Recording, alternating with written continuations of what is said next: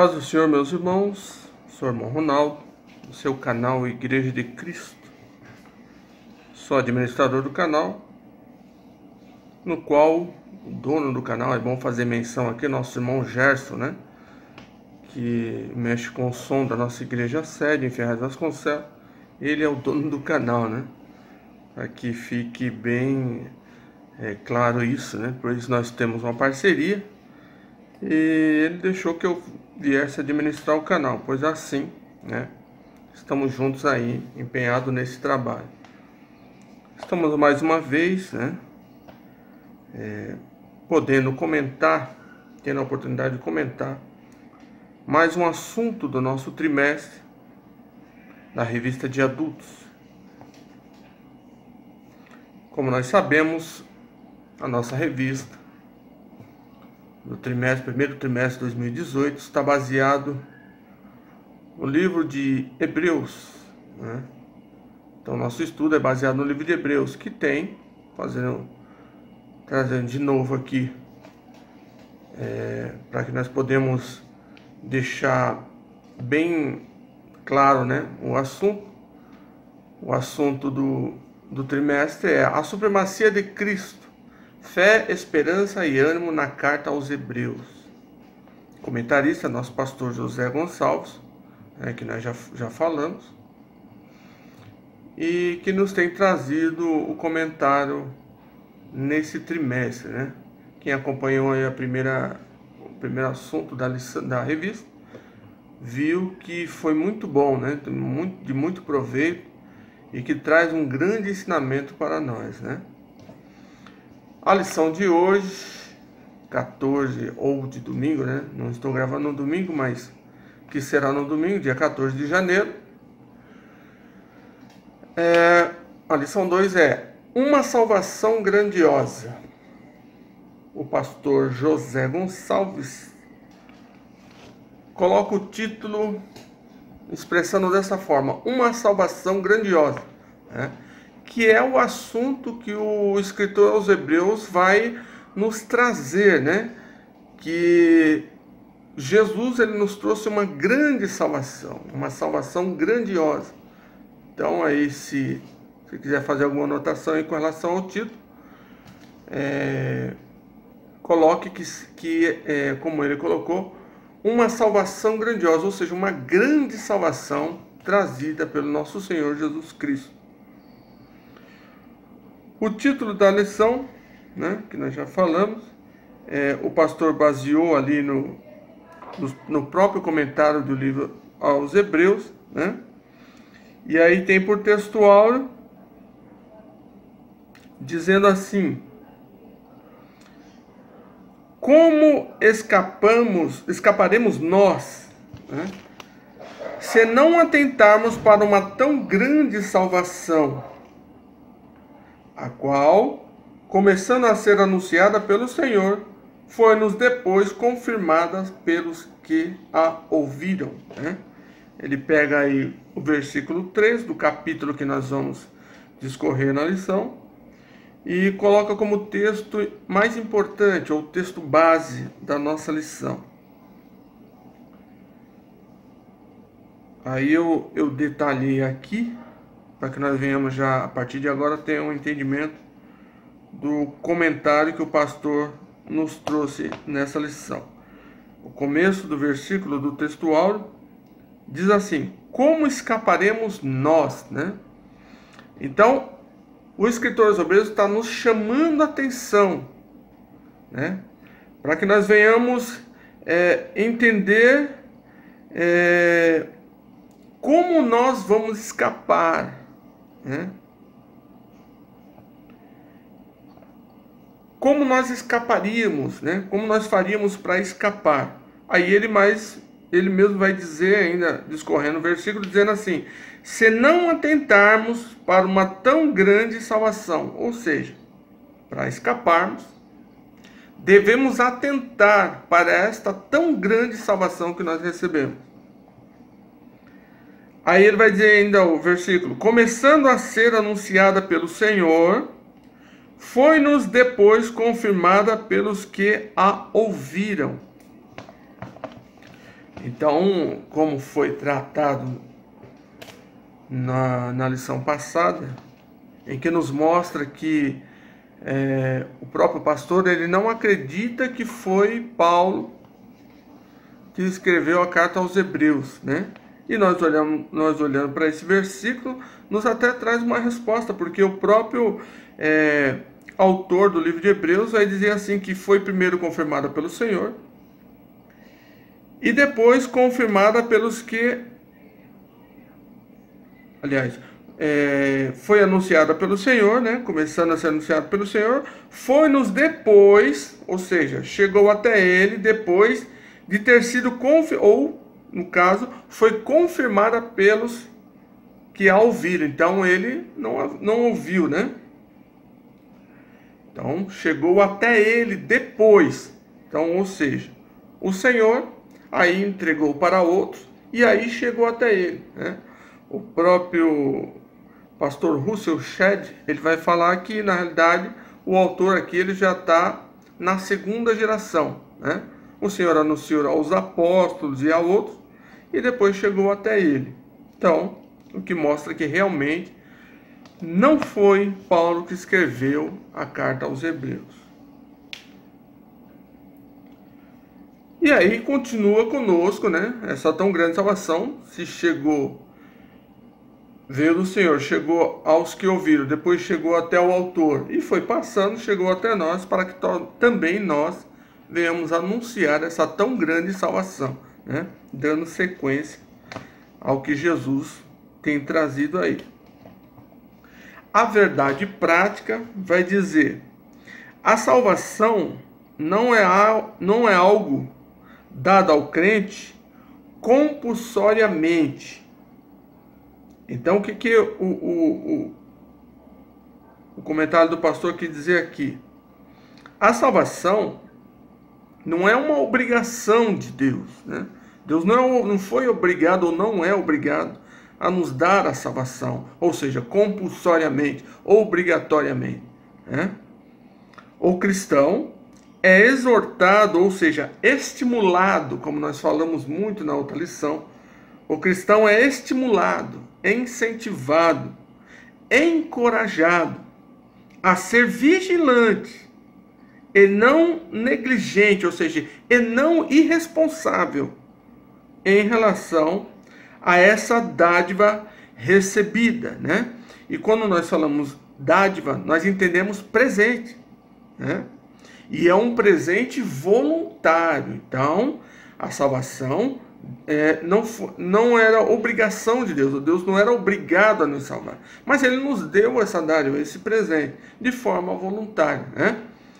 Então, o cristão é exortado, ou seja, estimulado, incentivado e encorajado, né, a ser vigilante e não negligente, ou não irresponsável em relação a essa dádiva recebida. Hein? Então nós vamos já entrar na introdução. Mas antes da introdução, como sempre fazemos, vamos ler a leitura bíblica em classe, que está baseada no livro de Hebreus, capítulo 2, do versículo 1 ao 18. Você pode ver aí, como eu sempre falei, como eu falei no outro vídeo, né, que falou do comentário da primeira lição. Está disponível na descrição a revista eletrônica, né, ou virtual, né, como queira dizer, e os links também da Bíblia, a Bíblia online e da Bíblia na tradução na linguagem de hoje, para que nós tenhamos uma boa compreensão. Então, vai estar disponível aí na descrição. E, lendo na nossa revista eletrônica, vamos dar início aqui à leitura. Hebreus capítulo 2, versículo 1 ao 18, que diz: portanto, convém nos atentar com diligência para as coisas que já temos ouvido, para que, em tempo algum, nos desviamos dela. Porque se a palavra falada pelos anjos permaneceu firme, e toda transgressão e desobediência recebeu a justa retribuição, como escaparemos nós, se não atentarmos para uma tão grande salvação, o qual, começando a ser anunciada pelo Senhor, foi-nos depois confirmada pelos que a ouviram.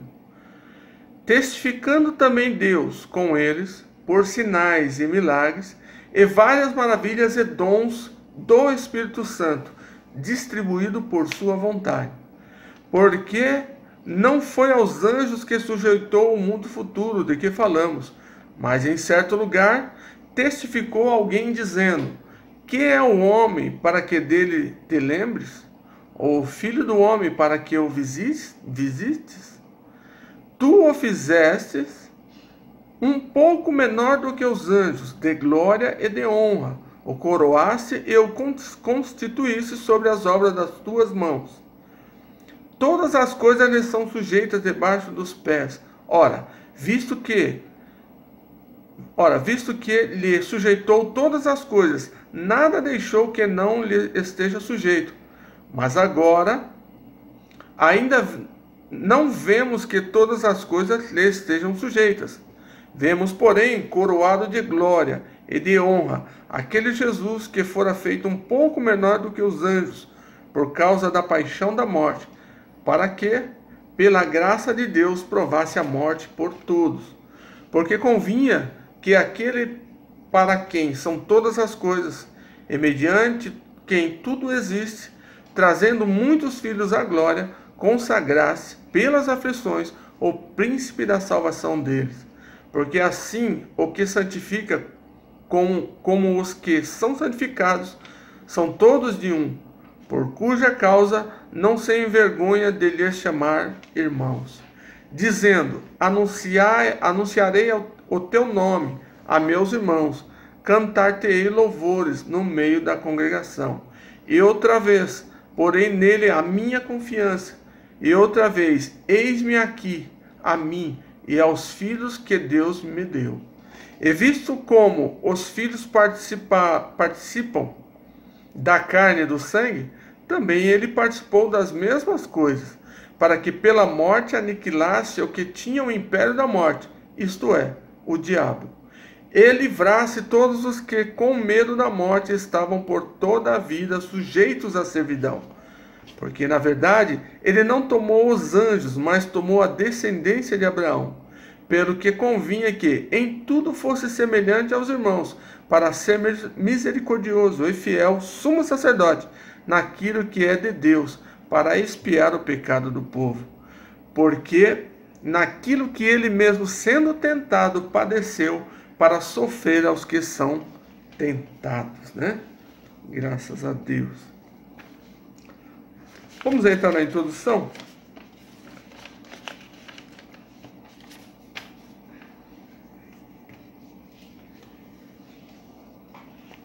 Nosso pastor, na introdução, ele começa assim: o autor dá início à sessão de Hebreus 2, versículo 1 ao 18, com uma forte exortação, né? Então, o autor do livro aos Hebreus, ele já começa o capítulo 2, né, trazendo uma forte exortação, né? Nós lendo o versículo 1, ele diz assim: portanto, convém nos atentar. Então, ele está nos encorajando, né? E nos fazendo refletir que devemos atentar com mais diligência para as coisas que já temos ouvido, para que em tempo algum nos desviemos dela, né? Então ele já faz aqui uma forte exortação, um forte encorajamento, né?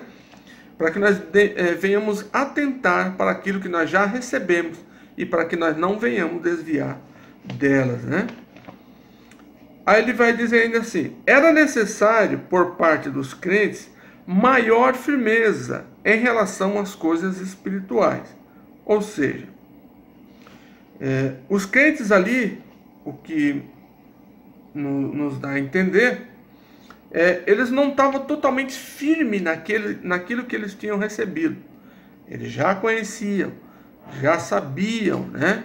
que tudo o que eles tinham recebido era de grande importância, mas eles não tinham firmeza. Então o escritor, o autor aos Hebreus, ele faz com que eles venham atentar mais para aquilo que eles já tinham recebido, que eles conheciam, né? E para que eles não viessem ser negligentes com aquilo que eles tinham recebido. Aí ele vai dizer assim, em relação às coisas espirituais, o que o autor observa entre eles era certa letargia, né? Então o que era letargia? Sono profundo.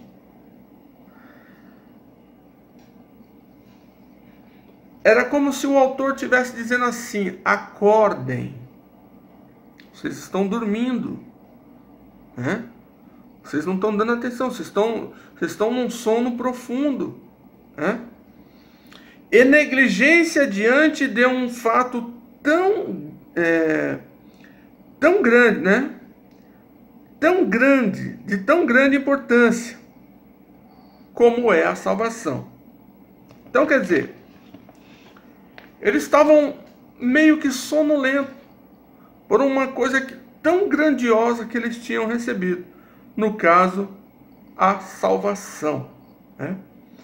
Aí ele continua dizendo ainda, nesse aspecto, a resposta devia ser dada por meio do retorno às verdades anteriormente ouvidas e que haviam sido esquecidas. Então, o que eles deveriam fazer? Retornar, voltar para aquilo que no começo eles criam, que eles tinham recebido, né?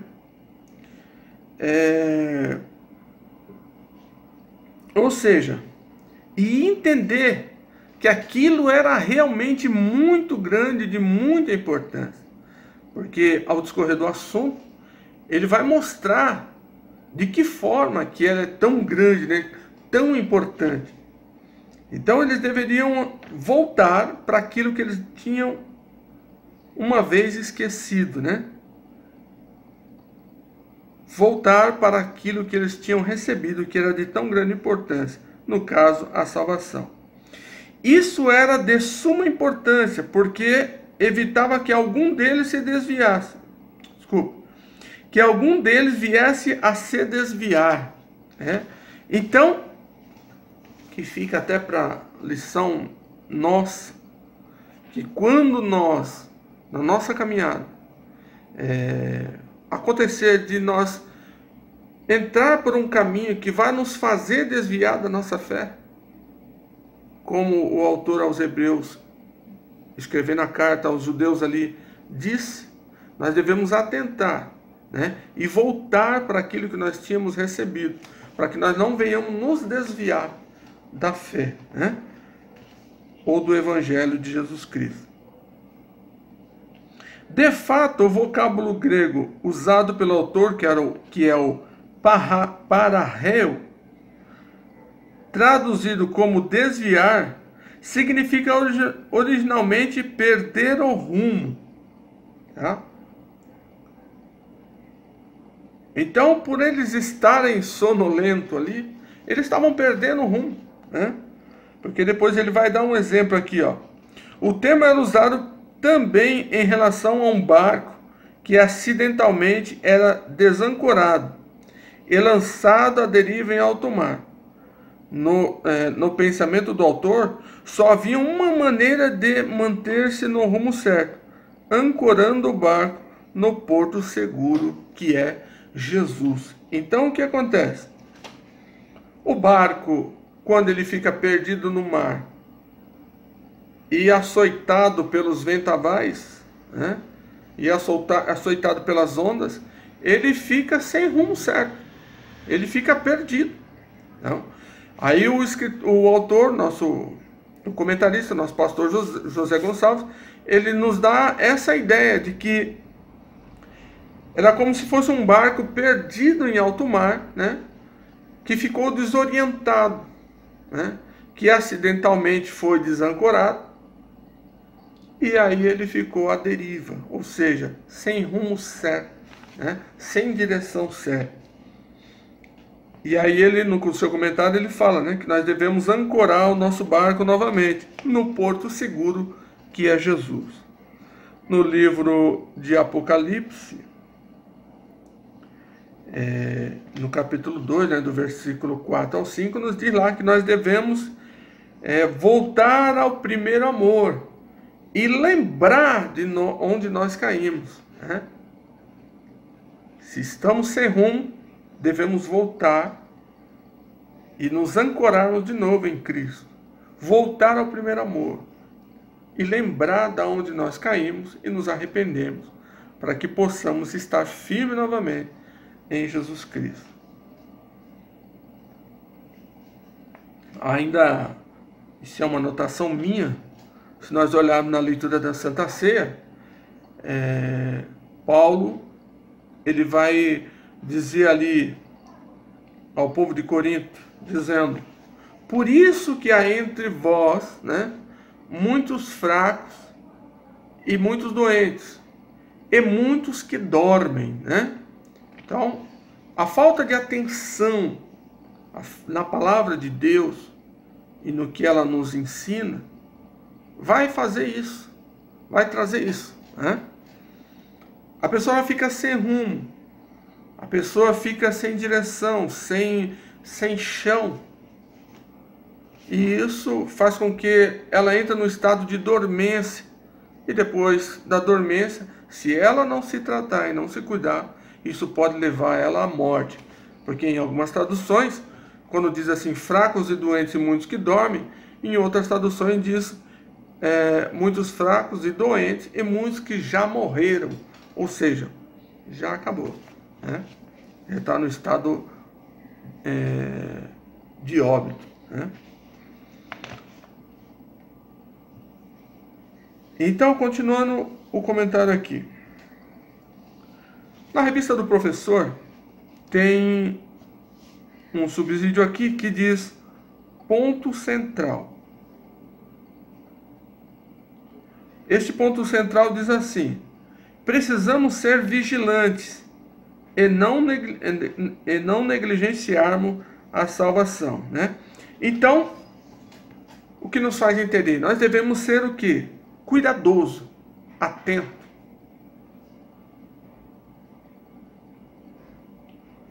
Zeloso, né? E não sermos irresponsáveis, porque o que ele queria dizer ali, o autor, a carta dos Hebreus, que eles estavam sendo irresponsáveis por não cuidar, não zelar dessa tão grande salvação que nós recebemos do nosso Senhor Jesus. Entrando aqui no primeiro tópico,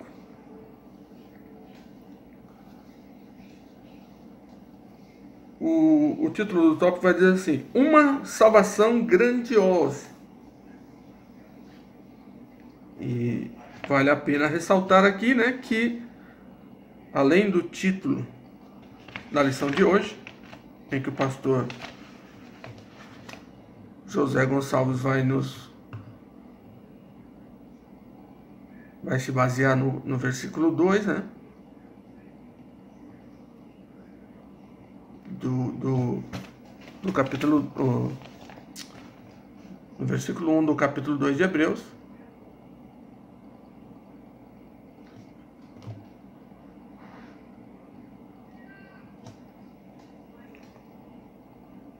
Desculpa. Ele vai se basear no versículo 2 do capítulo 2 de Hebreus, né?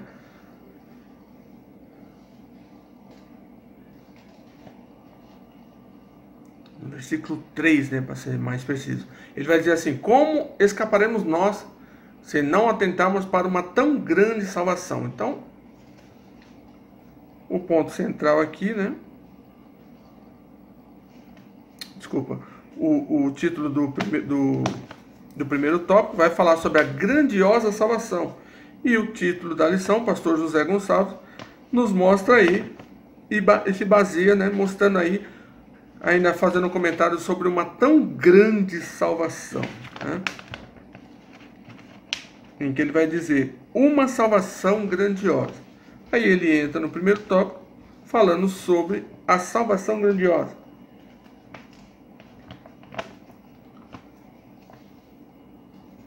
O primeiro subtópico diz assim: testemunhada pelo Senhor.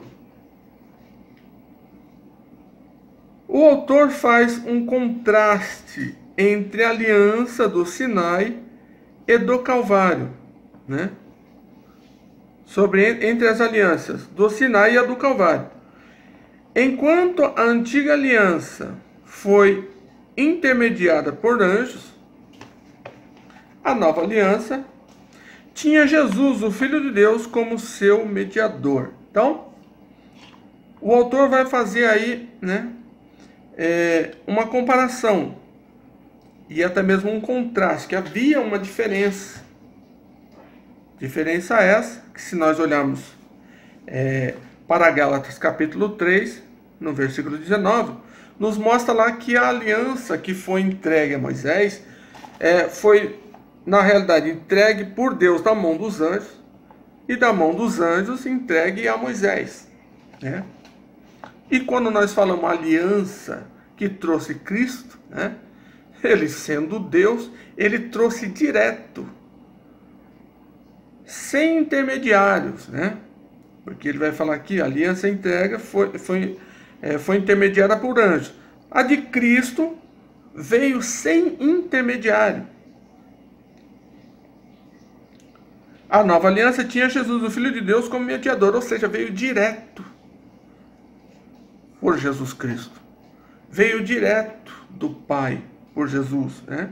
E não teve um intermediador. O autor faz uma analogia entre as duas alianças para que o contraste entre ambas fique bem definido, né? Isso está no versículo 2 da lição bíblica em classe, que diz, porque se a palavra falada pelos anjos permaneceu firme, ou seja, se aquilo que os anjos trouxeram, entregado na mão de Moisés, permaneceu firme, é de grande importância, e toda transgressão e desobediência recebeu a justa retribuição pela lei, né? No versículo 3 ele vai dizer assim: como escaparemos nós se não atentarmos para uma tão grande salvação, o qual, começando anunciada pelo Senhor, foi depois confirmada pelos que a ouviram. Então, se a aliança primeira, vinda pelos anjos, entregue na mão de Moisés, foi de grande importância e permanece firme, né? Permaneceu firme até Cristo, aqui retificando, permaneceu firme até Cristo. Como não é tão grande, né? A salvação entrega pelo Senhor, que está no versículo 3. Então, ele nos faz atentarmos para essa tão grande importância, que se na realidade aquilo que era antigo era de suma importância, e nós consideramos isso, muito mais é a salvação, né? A aliança vinda por Cristo. Então, por isso que ele já começa, né? Para que nós venhamos atentar com grande diligência, né? Para as coisas que nós já temos ouvidos, para que em tempo algum nós venhamos nos desviar dela. Isso está no versículo 1. Por serem mediadores da lei, os anjos despertavam grande estima e respeito dos judeus por eles. Então, não só no episódio da entrega da lei pelos anjos, em outras passagens bíblicas, né, em que mostra os anjos tendo participação no plano de Deus no Antigo Testamento, isso fez com que os judeus, né, e os israelitas considerassem a grande importância dos anjos. Foi por isso que no começo, né, no primeiro versículo, o autor aos Hebreus faz questão de dizer que Jesus Cristo era superior aos anjos, a esse que eles muitos consideravam de tão importante, né, vinda dos céus, vinda de Deus. Esses seres vindo de Deus, de tão grande importância. Aí ele vai dizer assim: se uma aliança firmada na lei, mediada por anjos, imperfeita e transitória, requeria obediência por parte dos crentes.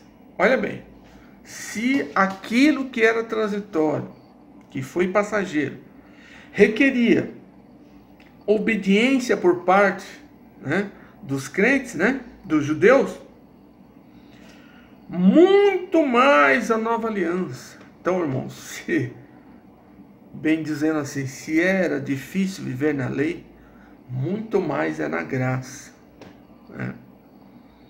Se era importante observar a lei, muito mais é importante observarmos a graça que Cristo nos trouxe.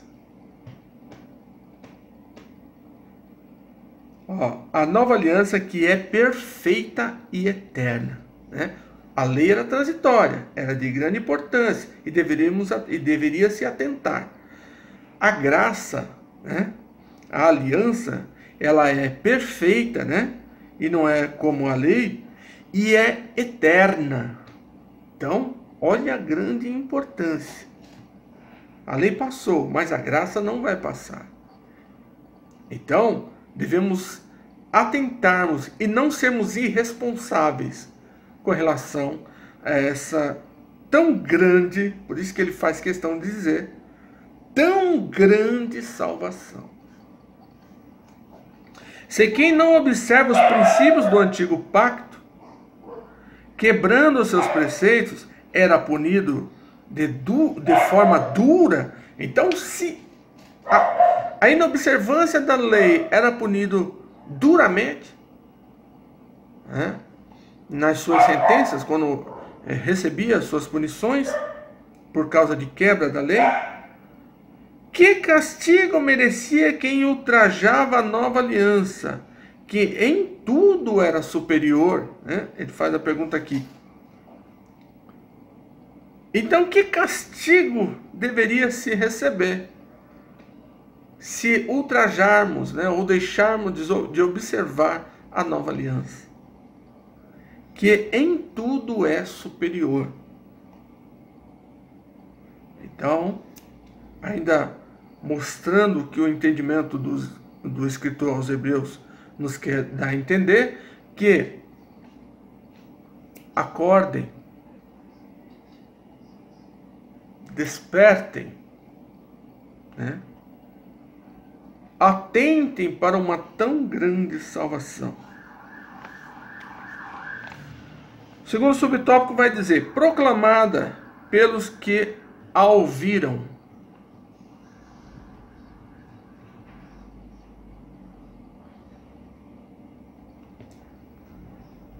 Então ele diz: essa salvação grandiosa foi primeiramente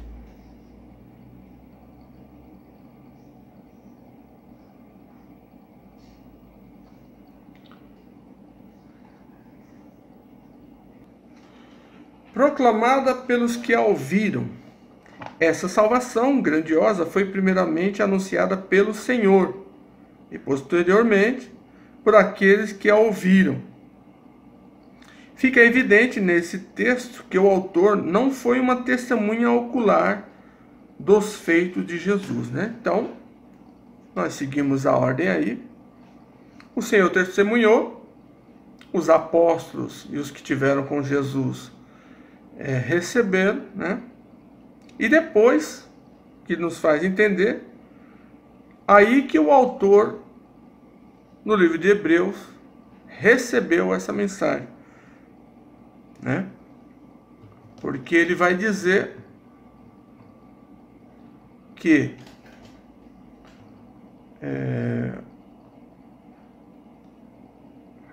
vamos ler aqui no versículo 3, diz assim, ó, ao qual, começando a ser anunciada pelo Senhor, foi-nos depois confirmada pelos que a ouviram. Então ele já recebeu dos que ouviram, né? Ou seja, ele estaria aí na segunda geração, dizemos assim, né, dos que receberam. Então, o que reforça que realmente não foi ele que escreveu, ou não foi Paulo que escreveu a carta aos Hebreus, né? Porque ele recebeu direto do Senhor. O próprio Paulo, ele diz isso aí, né? Na leitura da Santa Ceia, 1 Coríntios capítulo 11, a partir do versículo 23, ele diz: porque eu recebi do Senhor, né? E não recebeu, né, pelos que ouviram do Senhor. Então é um reforço aí para mostrar que realmente a carta não foi escrita por Paulo.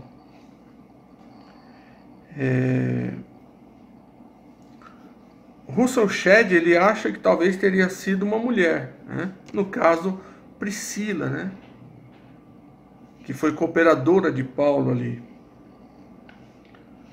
Mas enfim, fica evidente nesse texto que o autor não foi uma testemunha ocular dos feitos de Jesus, mas receber a palavra por meio dos que ouviram. Mesmo não tendo recebido a palavra de Deus diretamente do Senhor, o autor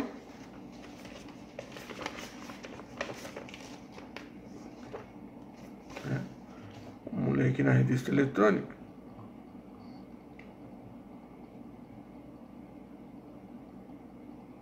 O autor não tem dúvida que a mensagem apostólica era essencialmente a mesma palavra de Deus. Então, apesar de ter recebido dos que ouviram, o autor não tinha dúvida, né, da sua autoridade, né, da sua inspiração, né?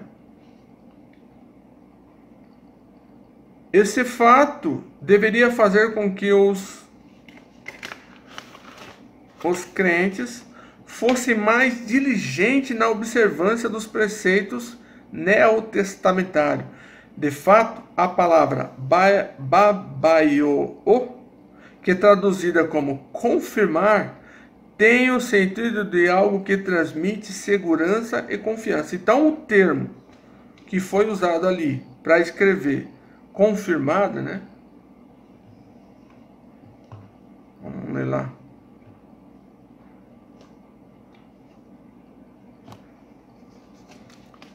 Confirmada pelos que já ouviram, o termo usado ali, né? Mostra, né? E nos transmite segurança e confiança. Então, pelo termo usado lá no original, nos faz entender realmente, nos transmite confiança, né? Nos transmite segurança do que realmente nós recebemos. Em outras palavras, o que o Senhor anunciou e que posteriormente foi proclamado por testemunhas oculares deve servir de fundamento da nossa fé. Apesar de nós termos recebido, de quem já recebeu, de quem já recebeu e quem já recebeu, e chegou até nós, né? Isso deve servir para nós como fundamento da nossa fé.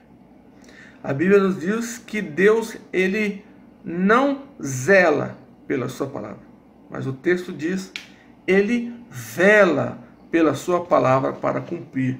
E velar, nós entendemos que é o quê?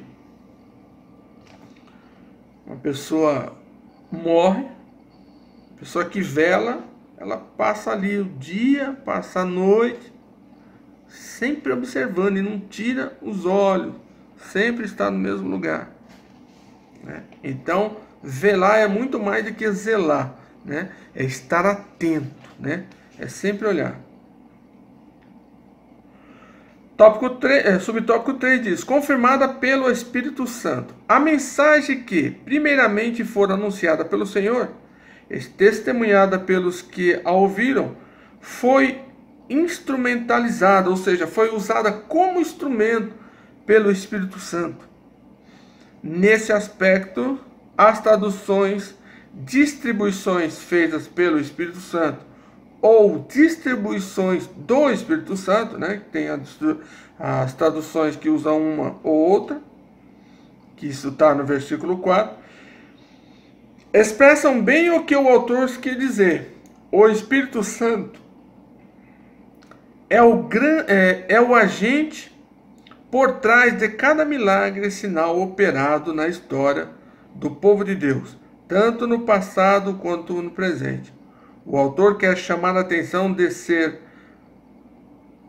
seu público leitor, mais uma vez, para a importância da mensagem recebida. Ou seja, ela fora também testemunhada de uma forma concreta e palpável pelo Espírito Santo, por intermédio da distribuição dos seus muitos dons. Então, o que nos confirma que a palavra de Deus é real, né? Os dons recebidos, e através desses dons, os milagres, as operações que nós vemos hoje no meio do povo de Deus, né? Através dos sinais, através dos milagres, pelos dons recebidos, isso nos confirma que realmente esta palavra é verdadeira, essa palavra é de grande valia. Devemos não ser negligentes, irresponsáveis, mas observar por essa tão grande dádiva que nós recebemos, por essa tão grande salvação que nós recebemos do Senhor. Vamos para o tópico 2, que diz: uma salvação necessária. Então, o que nós entendemos de uma salvação necessária, né? O primeiro subtópico vai dizer: por intermédio da humanização do Senhor. Então, era necessário que alguém se colocasse no lugar e morresse, né? Para que todos viessem ter o resgate, a salvação, para que todos viessem receber, né, de novo aquilo que tinha se perdido anteriormente.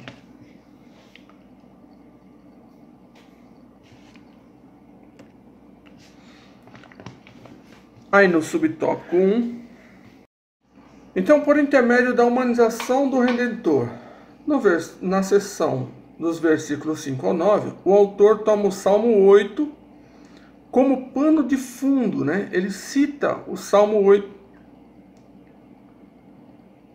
e traz ele como pano de fundo de seu argumento. Nesse aspecto, ele segue a Septuaginta, que é a versão bíblica hebraica traduzida para o grego koiné, ou o grego comum, né? Ele, nesse aspecto, ele segue, né, a Septuaginta. Ou seja, quando ele cita o Salmo 8, o autor segue a Septuaginta, né, a tradução hebraica traduzida para o grego koiné, o grego comum, o grego usado ali na época. E na Septuaginta, ele usa o termo, trazendo pela Septuaginta, ele usa o termo anjo, né?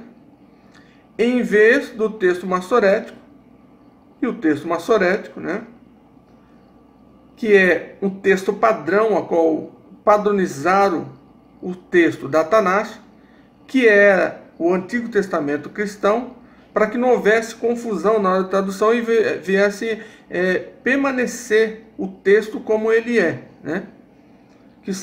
Aí fizeram o texto massorético, ou seja, um texto padrão da Tanakh, que é o Antigo Testamento do povo judeu.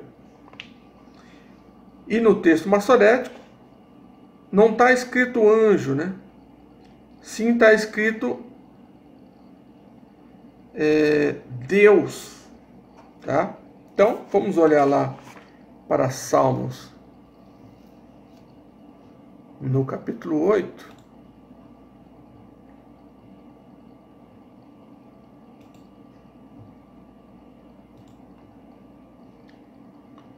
Salmos 8, versículo 4 diz assim, ó, aos 4 ao 6.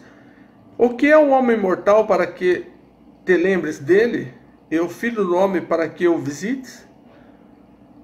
Pois pouco menor o fizeste do que os anjos. No caso do texto massorético está Deus, né? e de glória e de honra o coroaste. Fazes com que ele tenha domínio sobre as obras das tuas mãos. Tu puseste debaixo dos seus pés. Então, mais precisamente, no versículo 5, pois pouco fizestes menor do que, né? Pois pouco menor fizeste do que os anjos. No que o comentarista, o pastor José quer dizer, está escrito a palavra Deus, mas ele usa a Septuaginta, que é a tradução que nós estamos lendo, né? Que usa a palavra anjo. Fizeste pouco menor do que os anjos, né? Na mentalidade judaica da qual o autor participa, o homem foi feito como coroa da criação e a ele foi confiado todo o domínio. Então Deus confiou aos seres humanos e não aos anjos o domínio de todas as coisas. E ele ainda diz: nós fomos feitos, ou o ser humano foi feito, menor do que os anjos, mas foi coroado de glória. Todavia, devido à queda, esse domínio fora perdido. O homem perdeu esse domínio.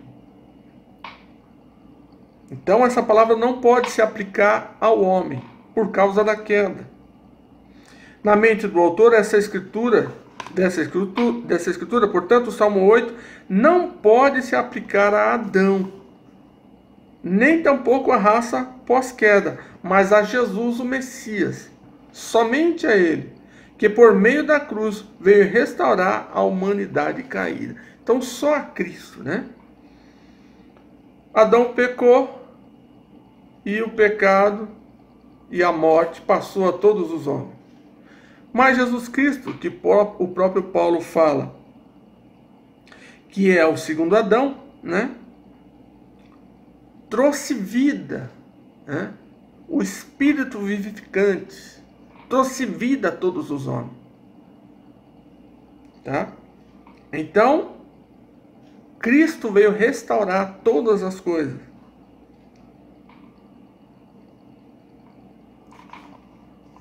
Então, essa palavra só se aplica a Cristo. Só Ele poderia fazer isso, porque Ele não pecou. E só a Ele foi dado o domínio de tudo, porque Ele não pecou. Por meio do sofrimento do Redentor, o subtópico 2. Para um judeu do primeiro século, era escandalosa a ideia de um Messias sofredor. Pois o que eles esperavam do Messias? Um grande rei, um grande líder, um grande guerreiro, né? Que viesse trazer a vitória, não da forma que Jesus trouxe, a vitória sobre o pecado, mas eles esperavam a vitória sobre seus inimigos no físico, no material. Como então assegurar que Jesus era superior aos anjos se ele morrera em uma cruz, né? O que muitos colocavam em xeque aí. Até mesmo os gnósticos, né? Entendia que Deus não pode morrer, né? Ainda chegaram a dizer que na cruz estava ali Jesus, mas o Cristo tinha saído dele na cruz. E só ficou Jesus, o homem. Mas o Cristo, Filho de Deus, o ungido, tinha saído. O autor de Hebreus usa o versículo 5 do Salmo 8 para explicar esse grande paradoxo. Então vamos ver? O versículo 5 diz: pois pouco menor o fizeste do que os anjos, e de glória e de honra o coroaste. Sim, argumenta ele, Jesus de fato foi feito um pouco menor do que os anjos, por causa da sua humanização. Então, quando ele tomou a forma humana, ele foi feito menor do que os anjos. Pouco menor do que os anjos. Aí ele vai dizer, em outras palavras, Jesus se tornou menor que os anjos enquanto vivia nos limites da condição humana e experimentou o sofrimento advindo desse estado de humilhação. Todavia, por meio desse mesmo sofrimento de Cristo, que os homens tornaram-se livres. Então, quando ele se humanizou, ele entrou na condição menor, porém na condição em que deveria se aplicar a Adão e a todos os homens, que era o domínio de todas as coisas. Aí ele, achado nesse estado,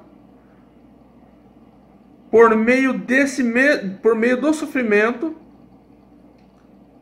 ele tornou a todos livres. Se por um Adão entrou o pecado e por ele a morte, pelo outro Adão entrou a obediência e a vida a todos os homens.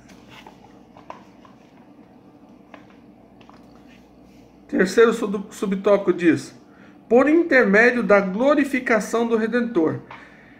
Na mente do autor, Cristo não sofreu para ser glorificado, mas ele foi glorificado porque sofreu. Então, tudo aquilo que Jesus passou não foi para ser glorificado, mas quando ele passou tudo aquilo, ele recebeu a glorificação. Foi por intermédio do sofrimento que ele foi coroado de glória e honra, para que pela graça de Deus provasse a morte de todos. Então, pelo favor de Deus, ele experimentou a morte por todos os seres humanos. Para os crentes que viviam no sofrimento, algo incompatível com o viver cristão, e que, devido a isso, estavam desanimados, essas palavras serviam de ânimo. Então, para os crentes que viviam no sofrimento, no caso deles ali, a qual foi direcionada a carta, isso é algo incompatível ao viver cristão. Isso que o comentário do pastor José Gonçalves nos quer dizer.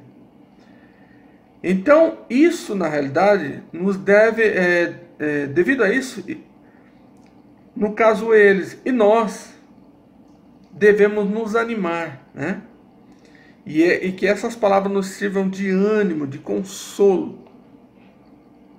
Saber que se, apesar de tudo, de todo o sofrimento, nós temos um Redentor, um Salvador, que se fez humano por nós, né? E nos trouxe o livramento, a salvação das nossas vidas, o livramento da morte e do pecado. Vamos entrar no tópico 3, para nós estarmos terminando o nosso comentário de hoje. O tópico 3 vai dizer assim: uma salvação eficaz, né? O subtópico 1 vai dizer assim: vitória sobre o diabo. Na conclusão do seu argumento, o autor mostra os métodos e os resultados dessa grandiosa salvação. Então, quais foram os métodos para essa grande salvação? O sofrimento e a morte. E o resultado foi a vitória sobre a morte e o diabo, sobre o pecado, sobre o mundo, né? Aí ele vai dizer: para que a salvação se efetivasse, o Salvador precisava sofrer e morrer pelos homens. Somente por meio da morte e da cruz, o diabo, arqui-inimigo dos homens, seria derrotado. No versículo 14 do texto da leitura bíblica em classe que nós lemos hoje, nos vai dizer que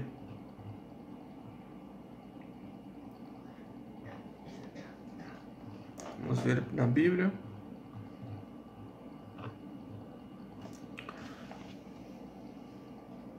Diz assim o versículo 14: e visto como os filhos participam da carne e do sangue, também ele participou das mesmas coisas, para que pela morte aniquilasse o que tinha um império da morte. Ou seja, ele tinha um império da morte, né?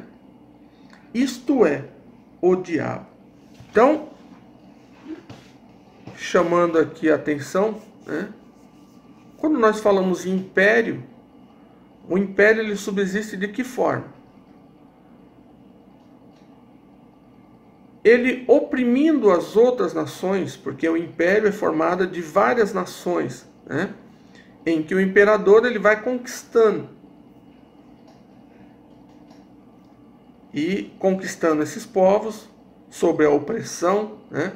Sobre a diplomacia, se forma um grande império, que é o mesmo entendimento que nós entendemos do diabo, né?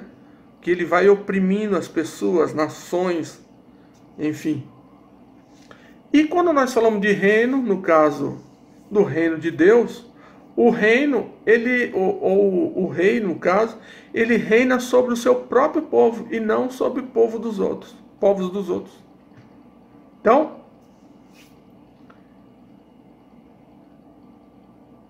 ele tinha um império da morte, ou seja, ele oprimia as nações, os povos. E deixa bem claro isso. O que tinha o império da morte, no versículo 14 da leitura bíblica em classe. Mas ele não tem mais, ele foi aniquilado, ele perdeu esse domínio desse império.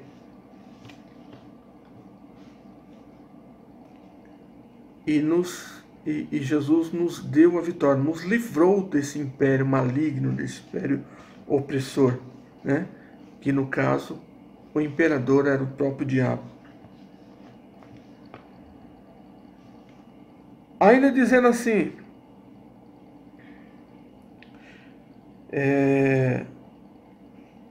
para que a salvação se efetivasse, o Salvador precisava sofrer e morrer pelos homens. Somente por meio da morte, na cruz, o diabo, arqui-inimigo dos homens, foi derrotado. O autor usa o verbo grego katargeo para se referir à derrota de Satanás. Esse verbo tem o sentido de... Então, quando nós entendemos no original que está escrito, né? E o autor ele usa o verbo katargeo para se referir à derrota de Satanás, ele está nos trazendo entendimento o que? Ele foi destronado. Ou seja, Jesus tornou ele inoperante. Ele não consegue operar mais, né? Ele foi tirado do seu trono.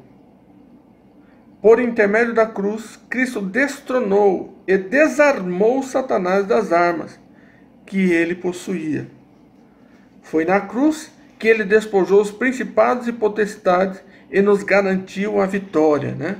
Em Colossenses, no capítulo 2, no versículo 15, nos faz entender que todos pensavam que Cristo, quando ele estava na cruz, ele estava sendo derrotado, né?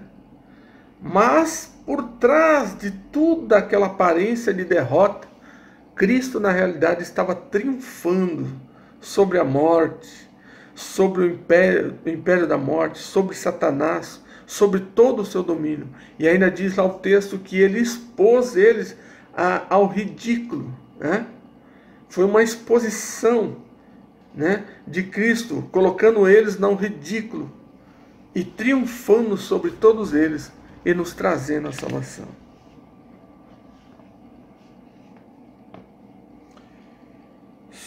Segundo subtópico diz assim: vitória sobre a morte.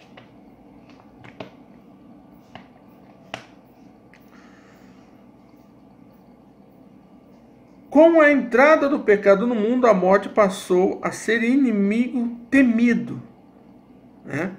Todos tinham medo da morte, né? Ainda quem não serve ao Senhor tem medo da morte. Mas o crente não. O crente, se morreu, morreu. Se morreu para nós, é uma maravilha, porque a morte nos leva ao Senhor. Então nós não temos mais medo da morte. Esse império, essa opressão que a morte nos trazia, Cristo nos libertou dela. Essa arma poderosa era usada por Satanás para manter os homens debaixo do jugo do medo. Todavia, ao morrer na cruz por todos os homens, Jesus venceu a morte.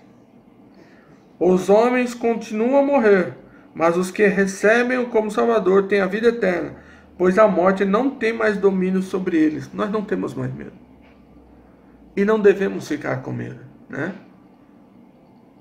Porque se Deus quiser nos livrar, Ele nos livra, né? Da morte física. Mas se não, Ele nos deixa morrer. O que nos importa é não a vida física, mas a vida eterna. E Ele nos deu, Ele nos garantiu essa vitória, né?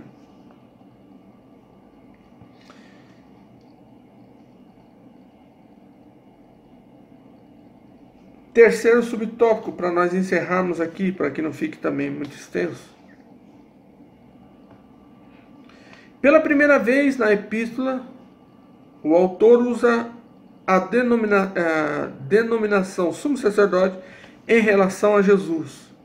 O tema do sacerdote de Cristo será explorado pelo autor com maior profundidade em passagens posteriores. Então, sobre a questão do sacerdócio, nas outras lições, o autor começa a discorrer mais sobre esse assunto, né?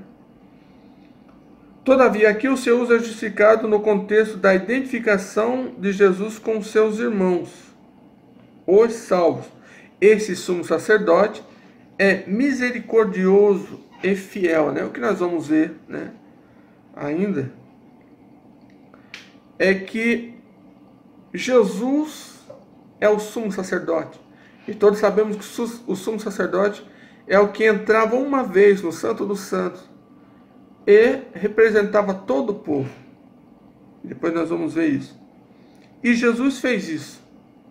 Aí ele vai dizer no texto: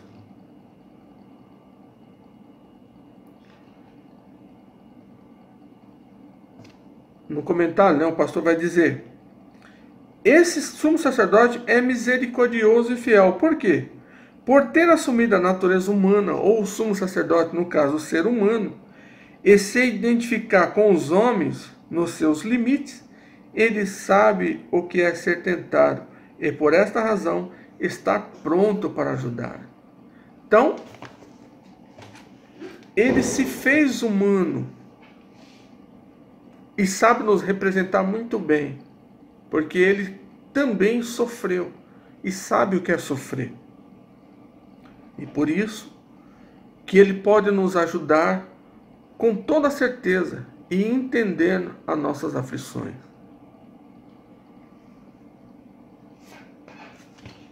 Isso nos serve para entender que Cristo, ele sabe qual é a nossa dificuldade, né? Ele sabe o que nos oprime. Ele conhece-nos, porque ele teve a nossa mesma estrutura. E aí a Bíblia diz que ele conhece a nossa estrutura e lembra que nós somos pó. Ele sabe o que nós precisamos.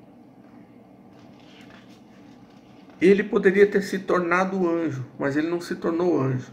Ele se tornou humano. E sendo assim, ele compreende as nossas aflições. Concluindo,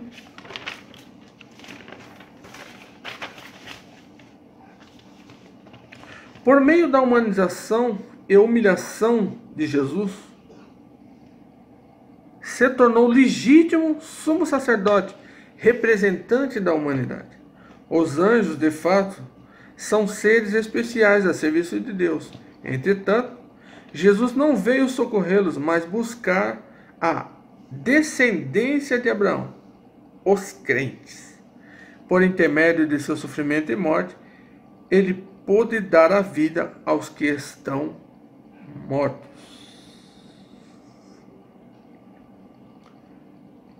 Então, como o próprio comentário e a Bíblia nos faz entender, né? No versículo 16 diz: para que na verdade ele não tomou os anjos, mas tomou a descendência de Abraão, né? Pelo que convinha, no versículo 17, que em tudo fosse semelhante aos irmãos, para ser misericordioso e fiel, um sumo sacerdote naquilo que é de Deus, para expiar o pecado do povo. Porque naquilo que ele mesmo, sendo tentado, padeceu, pode socorrer os que são tentados. Ou, no caso nós, né? Que pela fé nos tornamos descendentes de Abraão. Porque Abraão foi o pai da fé. E assim nós também somos da fé. E somos filhos de Abraão. Amém? Deus possa ajudar vocês. Dê um like no vídeo. Comentem, né? Critiquem, podem criticar. Que assim a gente consegue melhorar o comentário, melhorar, né, o vídeo ou o entendimento. Se você não entendeu, pode conversar conosco para que nós possamos trazer algo melhor para você. Amém? Dê um like, compartilhe, fique conosco e toda semana nós vamos estar fazendo um comentário da lição. Amém? Que Deus abençoe a todos.